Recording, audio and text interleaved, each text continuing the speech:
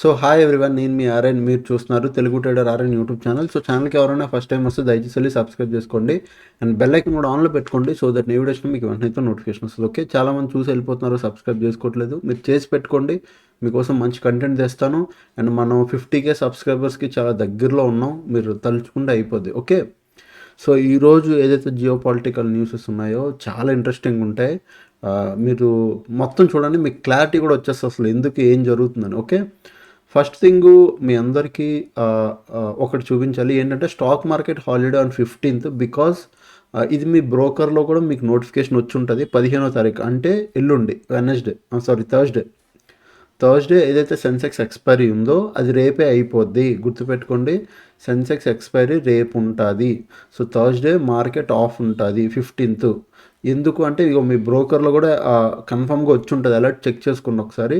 Trading settlement holiday on January 15th. Dear clients, due to the Maharashtra municipal corporation elections, NSE and BSE has declared the trading settlement holiday on 15th January. సో 15 జనవరి holiday market. Okay, ఆ రోజు M6 ఉంటుంది కానీ normal ఉండదు market. ఇది first thing మీకు నేను చెప్పాల్సింది. సో 15వ తారీఖు లేదు కాబట్టి 15 పండగ ఎంజాయ్ చేయండి బాగా, సంక్రాంతి. సో రేపు Sensex expiry. Okay, and next ఇప్పుడు ఇంటర్నేషనల్కి వెళ్దాం. ఫస్ట్ థింగ్ నాటో అంటే ఏంటో గుర్తు చేసుకో. ఫస్ట్ దీని గురించి మీరు తెలుసుకోండి.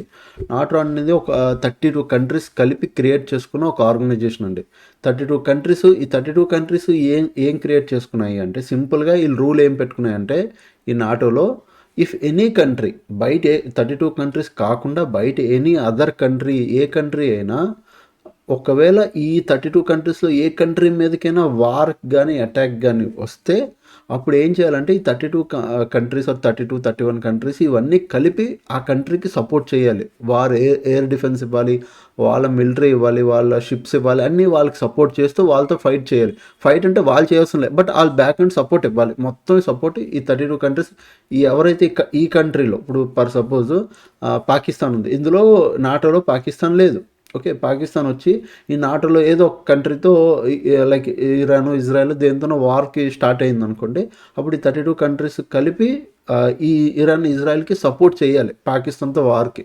ఓకే, సో అలా నాటో క్రియేట్ చేసుకున్నారు. ఇప్పుడు నాటోకి మెయిన్ హెడ్ ఎవరు అంటే యుఎస్ఏ, యునైటెడ్ స్టేట్సే అన్నిటికన్నా లీడరు, పెద్దది హెడ్. ఇప్పుడు యుఎస్ఏ ఏం చేస్తుంది తెలుసా, ఎంత దరిద్రంగా క్రియేట్ చేసుకున్న ఓన్ సిస్టమ్ని బ్రేక్ చేసుకోవడానికి ట్రై చేస్తుంది. ఎందుకు? యూఎస్కి కావాలి, మీరు బాగా అబ్జర్వ్ చేయండి, ఇక్కడ నేను చూపిస్తాను. యూఎస్కి ఏం కావాలి? గ్రీన్లాండ్ కావాలి. మీకు నార్మల్ చూపిస్తా. గ్రీన్లాండ్. అసలు యూఎస్కి గ్రీన్లాండ్ ఎందుకు అంటే రేర్ మెటల్స్ ఉంటాయి చూసారా, లైక్ మీరు ఎలా చెప్పాలి అంటే మనం రాకెట్స్లో గట్రా యూజ్ చేస్తాం, మన సినిమాల్లో గట్రా చూపిస్తారు రేర్ మెటల్స్ అని చెప్పి, యురేనియం మెటల్స్, అలాంటి రేర్ మెటల్స్ బోల్డ్ ఉన్నాయి గ్రీన్లాండ్లో, కుప్పలు ఉన్నాయి. సో గ్రీన్లాండ్ ఎవరికి చెందింది? డెన్మార్క్కి చెందింది. ఓకే, అంటే ఓన్లీ మెటల్స్ అనే కాదు, గ్రీన్లాండ్లో మెటల్స్ ఉన్నాయి, రేర్ మెటల్స్ ఉన్నాయి, సాలిడ్స్ ఉన్నాయి, లైక్ సిల్వర్ ఉంది, గోల్డ్ ఉంది, ఇంకా బోల్డ్ ఉన్నాయి. సో అవి ఏం కావాలి? ఇప్పుడు ట్రంప్కి అవి కావాలి. సో దానివల్ల ఏం చేస్తాడు? గ్రీన్లాండ్ కావాలి అని చెప్పి పట్టుకుని కూర్చున్నాడు. గ్రీన్లాండ్ ఎలాగైనా తీసేసుకుంటాను, గ్రీన్లాండ్ నాది అని. ఓకే, ఇప్పుడు గ్రీన్లాండ్ ఏ కంట్రీలో అండర్లో ఉంది? డెన్మార్క్. మీరు నార్మల్ మ్యాప్లోకి వెళ్ళి చూసినా గ్రీన్లాండ్ చూపిస్తాను చూడండి. ఇగో గ్రీన్లాండ్. ఓకే, ఇక్కడ గ్రీన్లాండ్ ఉంది. గ్రీన్లాండ్ ఎవడ అండర్లో ఉంది? డెన్మార్క్ అండర్లో ఉంది. ఇప్పుడు యూఎస్కి గ్రీన్లాండ్ కావాలి. ఓకే, సింపుల్ లాజిక్, యూఎస్కి గ్రీన్లాండ్ కావాలి. బట్ గ్రీన్లాండ్ ఏమంటుంది తెలుసా? నువ్వు జస్ట్ అడిగెట్టు, లేదా నువ్వు ఏదైనా చేయి చాలు, మొత్తం మేము నిన్ను సర్వనాశనం చేసేస్తాం, మేము రెడీగా ఉన్నాం. ఇఫ్ నీకు వార్ కావాలంటే మేము వారిస్తాం. ఒకసారి గ్రీన్లాండ్ తాలూకా అక్కడున్న వాళ్ళ తాలూకా స్పీచ్ వినండి. డైరెక్ట్గా పచ్చిబూతులు తిడుతున్నాడు ట్రంప్కి, డైరెక్ట్ మీడియాలోనే. నువ్వు అసలు దయచేసి ఒకసారి నువ్వు ఈ గ్రీన్లాండ్లో అడిగెట్టి ట్రై చేయి, నువ్వు తీసుకోవడానికి నువ్వు వార్ చూద్దుగానే. ఎందుకంటే ఇప్పుడు నాటోలో డెన్మార్క్ ఉంది, అంటే గ్రీన్లాండ్ డీల్దే. ఇప్పుడు యుఎస్ఏ వెళ్ళి సేమ్ ఆ మెంబర్స్తోనే యుఎస్ వెళ్ళి ఫైట్ చేసింది అనుకో, డెఫినెట్గా రేపు పొద్దున్న ఏమైపోద్ది అంటే వీళ్ళందరూ భయపడతారు. ఈరోజు డెన్మార్క్ వచ్చింది, రేపు పొద్దున్న ఇంకేదో ఫ్రాన్స్కో జర్మనీకో వస్తుంది. అంటే యూఎస్ ఈరోజు డెన్మార్క్ని తీసుకుంది అనుకో, గ్రీన్లాండ్ రేపు పొద్దున మా దగ్గరకు వస్తుంది, దాంట్లో ఏముంది. సో యూఎస్ లాక్కుంటుంది కాబట్టి యూఎస్కి సపోర్ట్ చేయకుండా డెఫినెట్గా అందరూ డెన్మార్క్కి సపోర్ట్ చేస్తారు, గ్రీన్లాండ్కి సపోర్ట్ చేస్తారు. ఆల్రెడీ సపోర్ట్ అట్టే ఉంది. సో ఇప్పుడు మోస్ట్లీ ఏమైపోద్ది, వీళ్ళందరూ కలిపి అప్పుడు యూఎస్ మీద వార్కి వస్తుంది. ఇది ఒక వార్ సిచ్యువేషన్ క్రియేట్ అవుతుంది. ఇది ఒక పక్కన ఉంటే నెక్స్ట్ ఇంకా మనం కంటిన్యూ చేద్దాం. సో ప్రజెంట్ సిచ్యువేషన్ అయితే ఇది గ్రీన్లాండ్ రిలేటెడ్గా చాలా పెద్ద ఇష్యూ అవుతుంది. అది మేబీ కొద్ది సీరియస్ కూడా అవ్వచ్చు. ఇది సో దీన్ని నాటోని ఓన్గా చెడగొట్టుకునేది ఎవరు అంటే వాళ్ళే, ఎవరైతే క్రియేట్ చేశారో మెయిన్ వాళ్ళే చెడగొట్టుకున్నారు, వాళ్ళ పరు వాళ్ళే తీసుకున్నారు. ఇది ఒకటి ఫస్ట్ థింగ్. నెక్స్ట్ ఇప్పుడు అసలు యుక్రెయిన్కి మన రష్యాకి వార్ అసలు ఎందుకు కంటిన్యూ అవుతుంది చెప్తాను చూడండి. నాటోలో యుక్రెయిన్ లేదు, but Ukraine want to join NATO. Okay, ఎందుకంటే రేపు పొద్దున్న రష్యా యుక్రెయిన్ వార్ అయినప్పుడు ఇప్పుడు నాటోలో యుక్రెయిన్ ఉందనుకో, దాని మిగతా కంట్రీస్ అన్నీ యుక్రెయిన్కి సపోర్ట్ చేయాలి వార్కి. ఓకే, వార్ కోసం యుక్రెయిన్కి సపోర్ట్ చేయాలి. అలా జాయిన్ అవ్వకుండా ఉండాలని రష్యా ముందే అటాక్ చేస్తుంది. యుక్రెయిన్ చేయకముందే ఎందుకు రష్యా అటాక్ చేస్తుంది తెలుసా?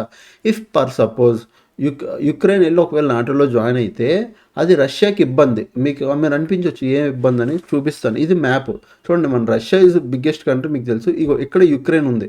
ఇఫ్ యుక్రెయిన్ వెళ్ళి నాటోలో కలిస్తే యుఎస్ ఆర్మీ కానీ యుఎస్ మిలిటరీ వాళ్ళందరూ రష్యన్ బార్డర్స్లో వాళ్ళు ఆక్రమిస్తారు. అంటే వాళ్ళు ప్రెషర్ ఎక్కువైపోద్ది. యుఎస్ తాలూకా యుఎస్ మిలిటరీ కానీ వాళ్ళు రష్యాలో రావడానికి, వాళ్ళు బార్డర్లో వాళ్ళు ఆక్రమించడానికి ట్రై చేస్తారు. సో అది రష్యాకి ఇష్టం లేదు. అందుకే ముందే వీళ్ళ కలకు ముందే రష్యా వెళ్ళి వార్ తీసేసుకుంటుంది యుక్రెయిన్. అందుకే ముందే వెళ్ళి మిసైల్ వేసేస్తుంది. నువ్వు అటు వెళ్తావా, నేను నాశనం చేసేస్తావా అని రష్యా చెప్తుంది సింపుల్గా. ఓకే, ఇది ఫస్ట్ థింగ్. అందుకు యుక్రెయిన్ నాటోలో కలవకుండా ముందే రష్యా ఇఫ్ ఇది చూసి ఇప్పుడు రష్యా యుక్రెయిన్ ఇప్పుడు యుక్రెయిన్ వెళ్ళి నాటోలో కలవకుండా రష్యా ఇప్పుడు వార్ చేస్తుంది కదా యుక్రెయిన్ మీద. దీనివల్ల ఏమైపోద్ది అంటే మిగతా కంట్రీస్ ఏమైనా యుక్రెయిన్తో రష్యాతో పెట్టుకోవాలన్నా యుక్రెయిన్ని చూసి భయపడతాయి. అరే యుక్రెయిన్ పరిస్థితి అలాగుంది, ఎందుకంటే బ్యాక్ ఎండ్ సపోర్ట్ ఎవరు ఇస్తున్నారు? యుఎస్ ఇస్తుంది.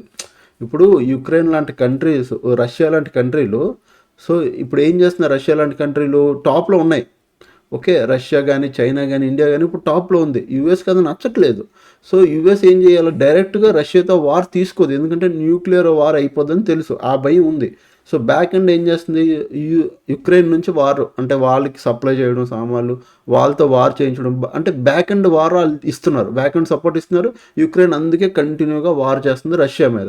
రష్యా కూడా కంటిన్యూగా వార్ చేస్తుంది, నాటోలో కలవకుండా ఎలాగైనా చూస్తుంది. దీనివల్ల ఏం తెలుస్తుంది అంటే రష్యాని చూసి మిగతా కంట్రీస్ కూడా భయపడతాయి. అరే నాటోలోకి వెళ్తే రేపు పొద్దున ఇదే కానీ జరిగితే మనం జాగ్రత్తగా ఉండాలి. అందులో నెక్స్ట్ ఇంకోటి థింగ్ ఏంటంటే నాటో పరువు యుఎస్ఏ తీసుకుంటుంది, ఓన్ పరువే. ఓకే, ఇది ఒక పక్కన ఉంటే ఇప్పుడు ఎందుకు ట్రంప్ 500% టారిఫ్ ఇండియా మీద పెడుతున్నారు అంటే, ఇప్పుడు రష్యా యుక్రెయిన్ వార్ అవుతున్నప్పుడు రష్యాకి డబ్బులు ఎక్కడి నుంచి వస్తున్నాయి?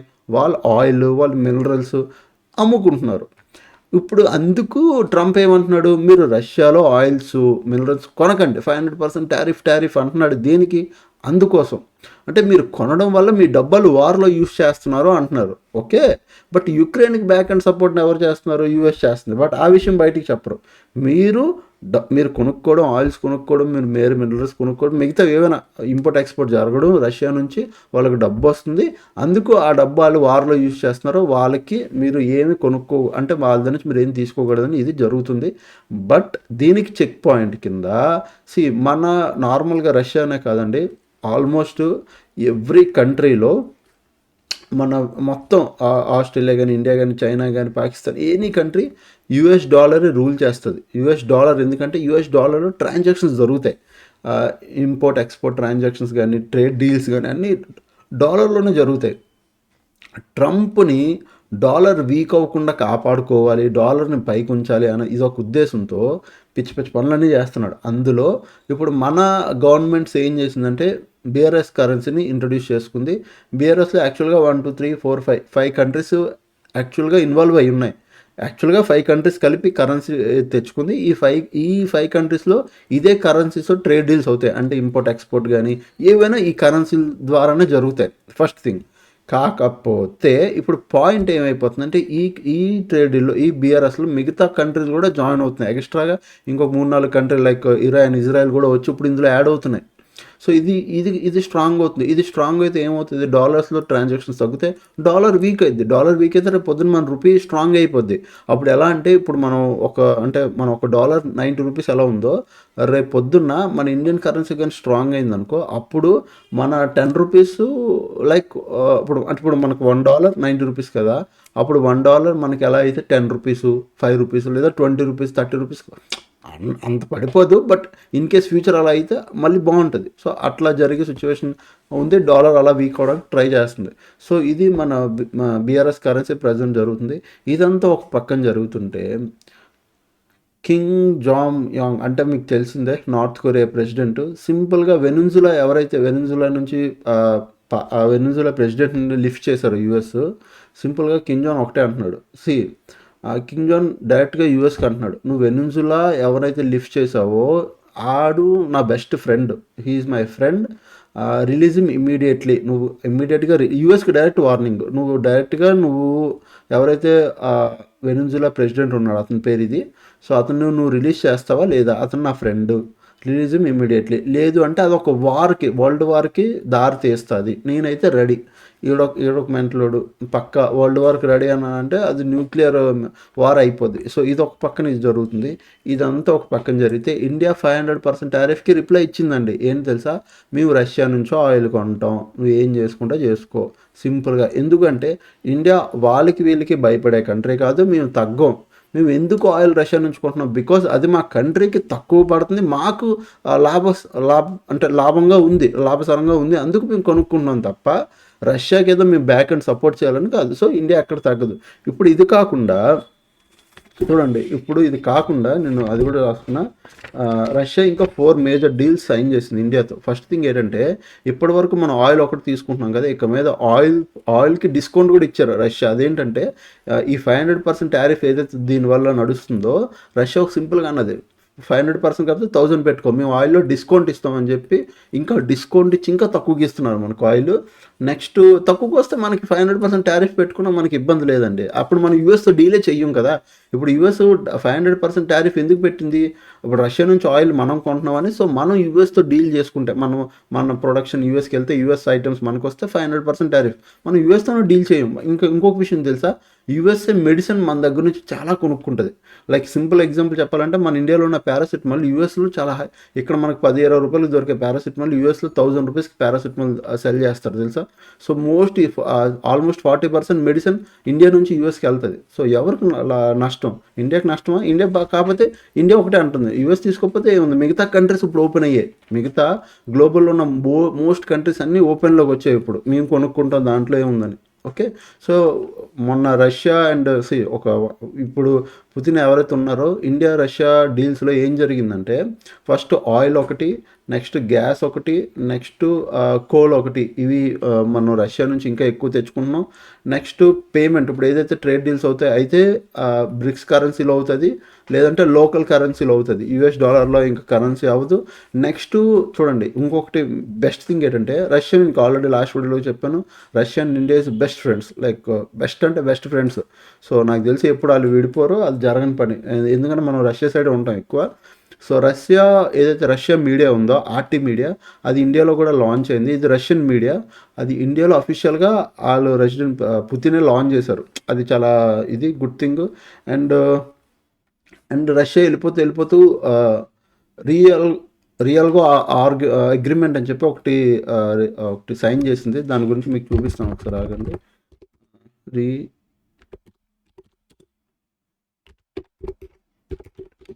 రియల్గా అగ్రిమెంట్ ఏదో సంథింగ్, దానివల్ల ఏమైపోతుందంటే, ఇది కాదు, ఓకే, రియల్గా అగ్రిమెంట్ అని చెప్పి ఒకటి సైన్ చేసింది. దానివల్ల అది సింపుల్గా అగ్రిమెంట్ ఏం చెప్తుందంటే, ఇప్పుడు రష్యా ఉంది కదా, Russia and Indian air bases ఉన్నాయి కదా, లైక్ ఇప్పుడు నేవీ షిప్, ఇప్పుడు వైజాగ్లో నేవీ హబ్ ఉంది, చెన్నైలో నేవీ హబ్ ఉంది, అట్లా ఎయిర్ బేసెస్ ఉన్నాయి కదా, మన ఎయిర్ డిఫెన్సు, పోర్ట్ డిఫెన్స్లు అన్నీ.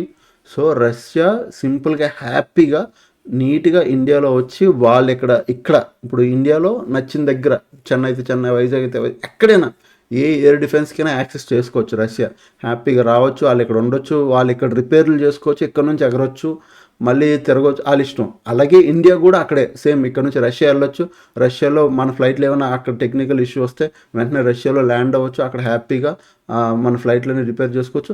అండ్ ఇంకొక గుడ్ థింగ్ ఏంటంటే ఈ డీల్లో వాళ్ళు సైన్ చేసుకుంది, ఇప్పుడు రష్యా అండ్ మనం ఇప్పటి వరకు ఏం చేసామంటే మన మిసైల్స్ రాకెట్లు అన్నీ వేరే కంట్రీస్ నుంచి తీసుకునేవాళ్ళం, ఇండియా అంటే యూఎస్ నుంచి రష్యా నుంచి షిప్పులు గట్రా కొనుక్కునేవాళ్ళం.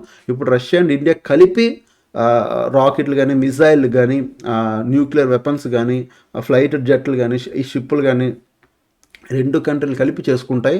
అది మన కంట్రీలో సగం మ్యానుఫ్యాక్చర్ అవుతుంది, రష్యాలో సగం మ్యానుఫ్యాక్చర్ అవుతుంది, అక్కడ నుంచి ఇక్కడికి వస్తే ఇక్కడ మ్యానుఫ్యాక్చర్ కంప్లీట్ అసెంబుల్ అవుతాయి, ఇక్కడ నుంచి పార్ట్లు అక్కడికి వెళ్తే అక్కడ కంప్లీట్ అసెంబుల్ అవుతాయి. ఇద్దరం కలిపి బోల్డ్ అంత మిలిటరీ బేస్ని పెంచుకుందామని డీల్ చేసుకున్నారు. ఇదైతే అసలు అదిరిపోయింది. దీనివల్ల ఏమైపోతుంది తెలుసా, మొత్తం ఇప్పుడు ట్రంప్కి ఒక రేంజ్ వార్నింగ్ అయిపోతుంది ఇది. ఎందుకంటే మనం యూజువల్లీ తగ్గం, అది మీకు తెలిసిందే. సో యాక్చువల్గా ఇది పాయింట్. అండ్ నెక్స్ట్ వెళ్ళిపోయే ముందు మీకు ఒక పే ఆఫ్ గ్రాఫ్ చూపిస్తుంది, దాన్ని బట్టి మీకు ఒక క్లారిటీ వస్తుంది. Okay, so this is the what everything. China ఇక్కడ ఏం ప్లే చేయాలనుకుంటుందంటే, సిల్వర్ ప్రైస్ ఎందుకు అంత బౌన్స్ అవుతుంది అండ్ సిల్వర్లో నేను ఎందుకు ప్రెసెంట్ ఇప్పుడు వద్దు అని నేను చెప్తాను చూడండి. సో చైనా పాయింట్ ఏంటంటే, China till now money supply అంటే మనీని గవర్నమెంట్ మనీ, ఇప్పుడు ఆర్బీఐ మన మనీ ఎలా ప్రింట్ చేస్తుంది, సో మన డబ్బుల్ని ప్రింట్ చేస్తారు కదా, తయారు చేస్తారు, అట్లా చైనా మొత్తం వాళ్ళు M2 కరెన్సీని 48 ట్రిలియన్ కరెన్సీని వాళ్ళు ప్రింట్ చేసి పెట్టుకున్నారు. ఇంత కరెన్సీని వాళ్ళు ప్రింట్ చేసి పెట్టుకొని ఏం చేస్తున్నారు, సిల్వర్ గోల్డ్లో బై చేసుకుండా కూర్చుంటున్నారు.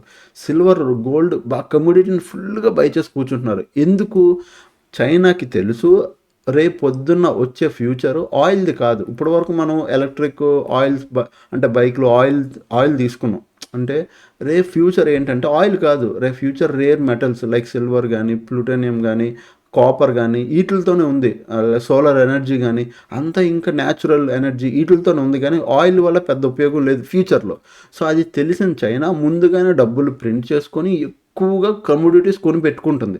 దానివల్ల ఏమైపోద్ది అంటే, చైనా ఉద్దేశం ఏంటి, ఈ ఎవరైతే $US అండ్ ఆయిల్లో డీల్ చేస్తున్నారో, ఇది ఆయిల్లో ట్రాన్సాక్షన్స్ అవ్వకుండా $US అందరూ ఈ కమోడిటీస్లో డీల్ చేయాలి. అప్పుడు మేజర్ ఎక్స్పోర్టర్ ఎవరైపోతారో, మేజర్ హోల్డింగ్స్ ఎవరి దగ్గర ఉంటాయంటే చైనా దగ్గర.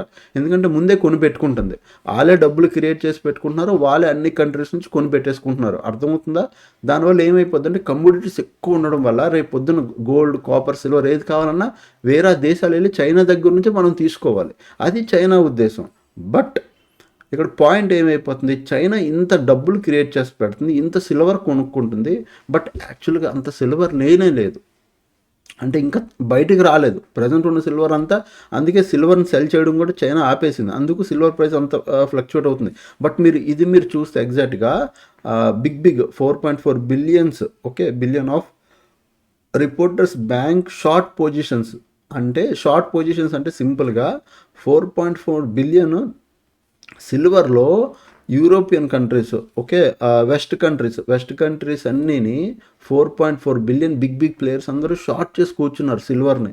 ఎందుకు చెప్పు, ఎందుకంటే సిల్వర్ ఏదైతే బౌన్స్ అయిందో అది చైనా వల్ల మాత్రమే అది మ్యానిపులేట్ అయ్యి అంత పైకి వెళ్ళింది. సో అది కరెక్ట్ కాదు, ఎప్పుడైనా పడవచ్చు అని చెప్పి బిగ్ ప్లేయర్స్ కూడా పెట్టుకుని కూర్చున్నారు. సో వెనెజులాది అయితే ప్రజెంట్ మీకు ఇష్యూ తెలుసు కదా, ఇది యాక్చువల్గా ఓవరాల్గా జరుగుతుంది. అండ్ కమింగ్ టు మన మార్కెట్కి అయితే ఎఫ్ఐఎస్ కంటిన్యూగా సెల్ చేస్తున్నారు, అది పెద్ద మన మార్కెట్కి ఇంపాక్ట్ పడదు. అండ్ మన మార్కెట్ కూడా నేను ఒకటి చెప్తాను, గుర్తుపెట్టుకోండి, India is the best country అండి. మీరు నమ్మినా నమ్మకపోయినా అదే నిజం. మన ఇండియాలో ఉన్న ఎవ్రీథింగ్ ఉన్నాయి, మన దేశంలో అన్నీ ఉన్నాయి. మన దేశంలో ఎలా అంటే హాట్ క్లైమేట్ ఉంటుంది, అంటే సూర్యుడు సమ్మర్ బాగుంటుంది, చలికాలం బాగుంటుంది, వర్షాకాలం బాగుంటుంది, పంటలు బాగా పండుతాయి, మౌంటైన్స్ ఉన్నాయి, ఓకే, సీస్ ఉన్నాయి, అంటే సీలు ఉన్నాయి, అంటే అన్నీ దొరికే. గోల్డ్ దొరికింది మన ఇండియాలో, గోల్డ్ ఉంది, సిల్వర్ దొరికింది, కాపర్ ఉంది, అంటే ఉన్నాయి, చిన్న గనులైనా దొరికాయి, బట్ అన్నీ దొరికాయి. అండ్ అందులోని ఎక్కువ యంగెస్ట్ జనాభా ఉండేది, అంటే యూత్ ఎక్కువ ఉన్న కంట్రీ కూడా మందే. సో మన India is not a normal thing. చాలా ఇప్పుడు ఫ్యూచర్లో కూడా India will grow very high, ఒక రేంజ్లో వెళ్తుంది, గ్రో అవుతుంది. ఫ్యూచర్ ఇస్ ఇండియా, మీరు చెప్తాను అది ఉంది. So proud to be an Indian, నాకైతే హ్యాపీ. సో నెక్స్ట్ థింగ్ ఇప్పుడు మీరు చూస్తే ఎఫ్ఐఎస్, ఇది కూడా ఒక విషయం జరుగుతుంది. ఎఫ్ఐఎస్ కంటిన్యూగా సెల్ చేస్తున్నారు, ఇండియన్ మార్కెట్ నుంచి వెళ్ళిపోతున్నారు. ఒకప్పుడు ఎఫ్ఐఎస్ ఇండియన్ మార్కెట్ని రూల్ చేసేవారు. Future will be the DIIs. And Modi కూడా మన రీసెంట్ ఈ స్పీచ్లో డిఐఎస్కి పుష్ ఇస్తామని కూడా చెప్పారు. సో డిఐఎస్ అంటే లైక్ ఎల్ఐసి కానీ, మ్యూచువల్ ఫండ్స్ కానీ, ఈ డొమెస్టిక్ ఇన్వెస్టర్స్ ఎవరైనా డిఐఎస్ ఎవ్రీథింగ్ ఇప్పుడు ఇండియన్ మార్కెట్లో వాళ్ళే స్టేక్ ఎక్కువ హోల్డ్ చేస్తున్నారు. ఫ్యూచర్ కూడా వాళ్ళే హోల్డ్ చేస్తారు. సో వాళ్ళ వల్ల ఇండియన్ మార్కెట్ రేపు పొద్దున పైకి వెళ్ళినా కింద పడినా మొత్తం కీలే చూసుకుంటారు. ఎఫ్ఐఎస్ వచ్చి వెళ్ళిపోతారు చుట్టాలలాగా, కానీ ఇంక ఎఫ్ఐఎస్ చేతిలో ఉండదు. Okay, so this is a good thing. ఓకేనా. అండ్ నెక్స్ట్ మనం రేపు సెన్సెక్స్ ఎక్స్పైరీ కూడా కాబట్టి మనం రెండు చూద్దాం. ఓకే, ఫస్ట్ థింగ్ నేను ఇవి ఆపేస్తున్నాను. ఇక్కడ మనం రెండు చూద్దాం. ఓకే, ఈరోజు మార్కెట్ చూస్తే నేను ఇది తీస్తున్నాను, ఈ రెండు అలర్ట్స్. సో ఈరోజు మార్కెట్ చూస్తే మీకు ఒక వాలటిలిటీ కనబడుతుంది మార్కెట్లో. వచ్చే రోజులు కూడా ఇంకొద్దిగా అలానే ఉంటాయి. అండ్ నేను క్లియర్ కట్ ఈ మాట కూడా చెప్పాను. ఇది మార్కెట్లో ఇంత ఫాలో, సో నేను దీని ఒక పుల్ బ్యాక్ కింద తీసుకుంటున్నాను, కానీ దీన్ని అప్ ట్రెండ్ కింద కన్సిడర్ చేయట్లేదు. ఇది ఒక పుల్ బ్యాక్. అప్ ట్రెండ్ నాకు దీనిపైన వచ్చి క్లోజింగ్ వస్తేనే అప్ ట్రెండ్ అని చెప్పాను. మరి ఎంతమందికి గుర్తుందో లేదో నాకు తెలియదండి. ఒకసారి ఎవరికైనా గుర్తుండి ఎస్ సార్ నిన్న మీరు చెప్పింది అవును అదే అని అనిపిస్తే ఒకసారి నాకు కామెంట్ చేయండి, నేను మీకు చెప్తాను. ఓకే, అండ్ నెక్స్ట్ నేను మీ అందరికి ఒకటే అడుగుతున్నా. ఇప్పటి వరకు నేను చెప్పే జియో పాలిటిక్స్ న్యూస్ అంతా మీకు నచ్చి అబ్బా ఓకే అంటే మీకు ఒక రఫ్ క్లారిటీ ఉంది, నేను ఏం చెప్పాను main thing point to point అర్థమైపోయింది కదా అంటే నాకు డెఫినెట్గా కింద కామెంట్ చేయండి. ఎందుకంటే జియో పాలిటిక్స్ ప్రతిదీ డైలీ అనాలిసిస్ కోసం ఎవ్రీడే నేను రాసి పెట్టుకుంటున్నాను ఏం జరుగుతుందని. So it's time taking process, అందుకు వీడియో లెంత్ ఎక్కువైనా మెయిన్ థింగ్ మీకు చెప్పాలనేదే పాయింట్. ఓకే, సో ఇక్కడ చూడండి, మనకి ఇక్కడ షార్ప్ రిజెక్షన్ వచ్చింది, మార్కెట్ ఇక్కడికి వచ్చి ఇలా వచ్చి ఇక్కడ పడింది. నెక్స్ట్ ఏం జరగవచ్చు నాకు సింపుల్ 25,600 దీని కిందకి వస్తే డౌన్ సైడ్ ప్లాన్ చేస్తాను. ఎక్కడి వరకు 25,480 వరకు. ఒకవేళ రేపు మార్కెట్ అప్ సైడ్ వెళ్ళాలంటే ఈరోజు మార్కెట్ ఈ లెవెల్ దాటలేదండి. నేను లైవ్లో లేకపోయినా చూస్తుండాలి మార్కెట్ని, ఈ లెవెల్. సో నాకు రేపు ఒకవేళ మార్కెట్ దీని పైకి వెళ్ళి ఇంట్రాడేలో మార్నింగ్ ఓపెన్ అవ్వడం గ్యాప్ అప్ ఓపెన్ అయితే అలా కాదు, ఇంట్రాడేలో స్లో అండ్ స్టడీగా దీని పైకి వెళ్ళి ట్రేడ్ అవ్వాలి. 25,815 దీనిపైన 30 మినిట్స్ క్యాండిల్ క్లోజ్ అయ్యి దీనిపైన ట్రేడ్ అవ్వాలి. అప్పుడే నేను అప్ సైడ్కి ప్లాన్ చేస్తాను, లేకపోతే లేదు. డౌన్ సైడ్కి మాత్రం 25,600 కింద డౌన్ సైడ్. ఒకవేళ మార్కెట్ ఫ్లాట్ ఓపెన్ అయ్యి పైకి వెళ్ళకుండా కిందకి వెళ్ళకుండా జస్ట్ ఈ లెవెల్ బ్రేక్ అవ్వకుండా పైకి వెళ్ళకుండా కిందకి వెళ్ళకుండా మార్కెట్ ఈ రేంజ్లో ఉందనుకో, ఏమవుతుంది అంటే సో మీరు అప్పుడు ఏం ప్లాన్ చేయాలంటే ఇక్కడ ఉంది మార్కెట్, సింపుల్గా చూడండి ఇక్కడ మార్కెట్ వచ్చింది, ఈరోజు ఇక్కడ రెసిస్టెన్స్ తీసుకొని పడింది, ఇక్కడ కొద్ది సపోర్ట్ తీసుకుని మళ్ళీ బౌన్స్ అయ్యింది. నా పాయింట్ దీని పైకి వెళ్తేనే మనం అప్ సైడ్కి ప్లాన్ చేద్దాం. ఇంట్రాడేలో అది స్లో అండ్ స్టడీగా వెళ్ళాలి, గ్యాప్ అప్ విడిపోతే కాదు. సో నా 25,815 ఈజ్ నా క్లియర్ అప్ సైడ్ లెవెల్.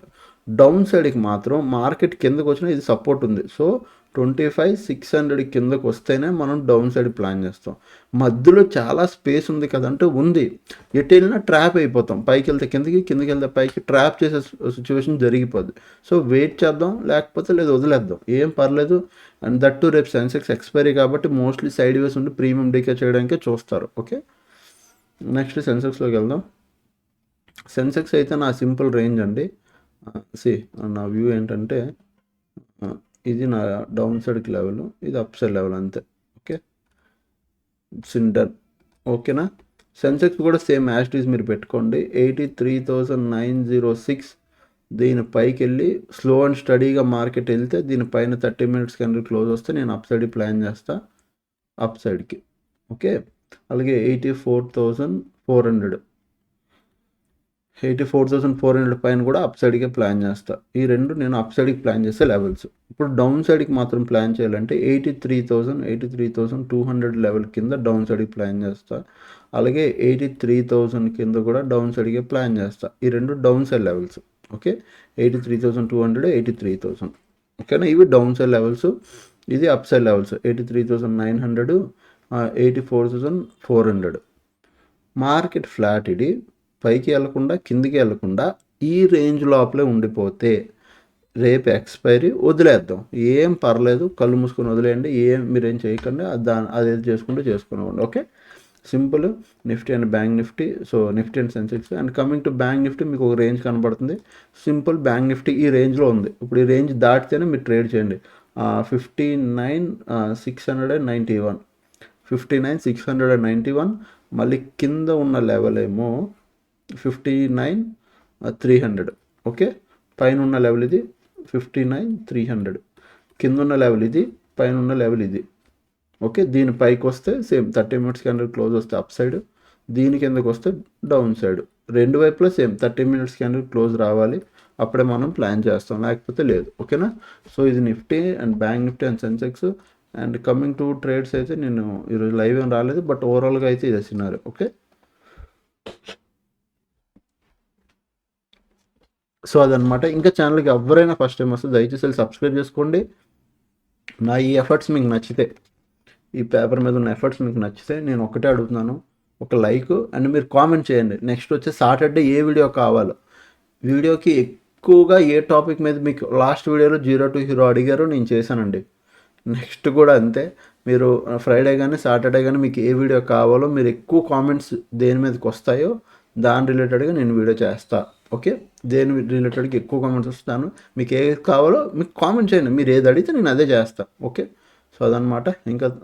ఇంకా ఛానల్కి ఎవరైనా ఫస్ట్ టైం వస్తే దయచేసి సబ్స్క్రైబ్ చేసుకోండి. అప్పటి వరకు ఈ వీడియోస్ చూస్తుండే, ఎంజాయ్ చేస్తుండే. Thanks for watching. Love you all. Bye bye. Take care.